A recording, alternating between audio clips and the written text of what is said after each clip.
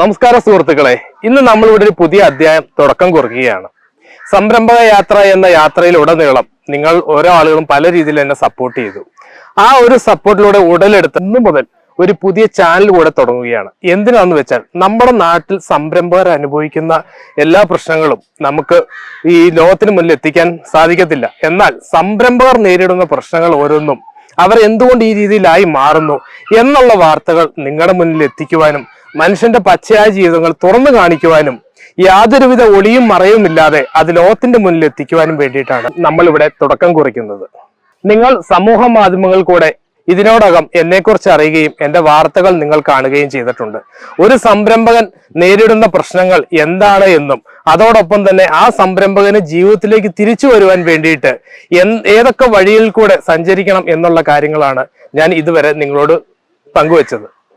എന്റെ സംരംഭക ജീവിത കാലയളവിനിടയിൽ ഒട്ടനവധി ആളുകളെ എനിക്ക് ഫേസ് ചെയ്യേണ്ടി വന്നിട്ടുണ്ട്. അതോടൊപ്പം തന്നെ എന്റെ 2016 മുതൽ ഒട്ടനവധി സംരംഭങ്ങളും ഈ നാട്ടിൽ എനിക്ക് കൊണ്ടുവരാൻ സാധിച്ചു. എന്നാൽ നിർഭാഗ്യവശാലോ അതോ മറ്റെന്തെങ്കിലും കാരണം കൊണ്ടാണോ പല കാരണങ്ങളും സംരംഭങ്ങളെല്ലാം എനിക്ക് നഷ്ടം തന്നെയാണ് ഉണ്ടാക്കി തന്നത്. ഇതിൽ പലവിധ പ്രശ്നങ്ങൾ ഞാൻ നേരിടേണ്ടി വന്നിട്ടുണ്ട്. ഇന്ന് നമ്മൾക്കറിയാം, ഒരു സംരംഭം തുടങ്ങുമ്പോൾ അവനോടൊപ്പം എല്ലാവരും ഉണ്ടാവും. എന്നാൽ പല കാരണങ്ങളാൽ സംരംഭത്തിന് എന്തെങ്കിലും പ്രശ്നം വന്നു കഴിഞ്ഞാൽ ഈവൻ അവന്റെ കുടുംബം പോലും അവനോട് ഉണ്ടാവാത്ത ഒരവസ്ഥയാണ് ഇന്ന് ലോകത്തുള്ളത്.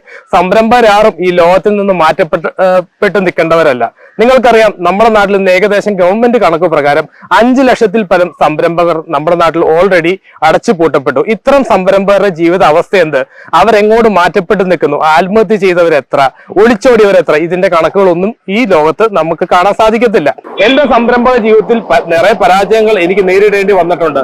പക്ഷെ ഇതൊന്നും നഷ്ടത്തിലായതുകൊണ്ടല്ല. ഉദ്യോഗസ്ഥരിൽ നിന്നുള്ള അനാസ്ഥകൾ ഉണ്ടായിട്ടുണ്ട്, ജനപ്രതിനിധികളിൽ നിന്നുണ്ടായിട്ടുണ്ട്, കൂടെ നിന്ന തൊഴിലാളികളിൽ നിന്നുണ്ടായിട്ടുണ്ട്. അതോടൊപ്പം നമ്മൾ വിശ്വസിച്ച് നമ്മളോടൊപ്പം ചേർത്ത് പിടിച്ചു നിന്ന നമ്മുടെ പല സുഹൃത്തുക്കളിൽ നിന്നും പല പരാജയങ്ങളും എനിക്ക് നേരിടേണ്ടി വന്നിട്ടുണ്ട്. അത്തരം സാഹചര്യങ്ങൾ ഉണ്ടായപ്പോൾ പോലും എന്തുകൊണ്ട് എനിക്ക് ഈ മേഖലയിലേക്ക് കടന്നു വന്നു, അല്ലെങ്കിൽ ഈ ഒരു രീതി പരാജയപ്പെട്ടു എന്നുള്ളത് ആരും തന്നെ ചെയ്യാൻ നിന്നില്ല. അതിന് പകരമായിട്ട് ഈ ലോകത്തിൽ നിന്ന് മാറ്റപ്പെടുവാനോ അല്ലെങ്കിൽ എന്നെ ഈ നാട്ടിൽ നിന്ന് തന്നെ മാറ്റപ്പെട്ട് നിർത്തുവാൻ വേണ്ടിയിട്ടാണ് എന്റെ സുഹൃത്തുക്കളും ബന്ധുക്കളും അതോടൊപ്പം തന്നെ എന്നോട് ചേർന്ന് പല ആളുകളും നിന്നിരുന്നത്. അതോടൊപ്പം തന്നെ എനിക്ക് വേണ്ടി ഇൻവെസ്റ്റ് ചെയ്ത് എന്നോടൊപ്പം ചേർന്ന് വന്ന പല ആളുകളും ഇന്ന് ഞാൻ കാരണം വളരെ ബുദ്ധിമുട്ട് അനുഭവിക്കുന്നുണ്ട്. അവർക്ക് എന്നിലേക്കുള്ള ആ ഒരു വിശ്വാസം നഷ്ടപ്പെട്ടത് എനിക്ക് തിരിച്ചു പിടിക്കുവാനും ഈ നാട്ടിൽ തന്നെ എന്റെ തകർന്നു പോയ സംരംഭങ്ങളെ കൊണ്ടുവരുവാനും അതോടൊപ്പം തന്നെ എന്നെ പോലെ സംരംഭക മേഖലയിലും ജീവിത മേഖലയിലും തകർന്നു നിന്ന ആളുകൾക്ക് ജീവിതത്തിലേക്കും അവരുടെ സംരംഭത്തിലേക്കും തിരിച്ചു വന്ന് ഈ നാട്ടിൽ തന്നെ വേറെ ഉറപ്പിക്കുവാനും വേണ്ടിയിട്ട് ഒരവസരം ഉണ്ടാക്കുവാൻ വേണ്ടിയിട്ടാണ് ഈ ഒരു യാത്ര ഞാൻ നടത്തുന്നത്. ജീവിതത്തിൽ അവർക്കും എനിക്കുമൊക്കെ മുന്നേറുവാൻ ഒരു പ്രചോദനത്തിനും കൂടി വേണ്ടിയിട്ടാണ് ഈ ഒരു യാത്ര സംഘടിപ്പിക്കുന്നത്. തികച്ചും വ്യക്തിപരമായ എന്റെ ഈ ഒരു യാത്ര ഇന്ന് സമൂഹ മാധ്യമങ്ങളിൽ കൂടെ നിങ്ങൾ പലരും കണ്ടിട്ടുണ്ട്. ഒരുപാട് പേര് എന്നെ നേരിട്ട് വിളിക്കുകയും അല്ലാതെ വരികയും ചെയ്തിട്ടുണ്ട്. അത്തരത്തിലുള്ള ആളുകളെ ജീവിതത്തിലേക്ക് തിരിച്ചു കൊണ്ടുവരുവാനും അവരോടൊപ്പം നിന്ന് മുന്നേറുവാനും വേണ്ടിയിട്ട് അവരിൽ ഒരാളാവാൻ ഞാനും തീരുമാനിച്ചിരിക്കുന്നു. നിങ്ങളും ഞങ്ങളോടൊപ്പം ഉണ്ടാവുക. ഓരോ സംരംഭകരെയും ചേർത്ത് പിടിക്കുക.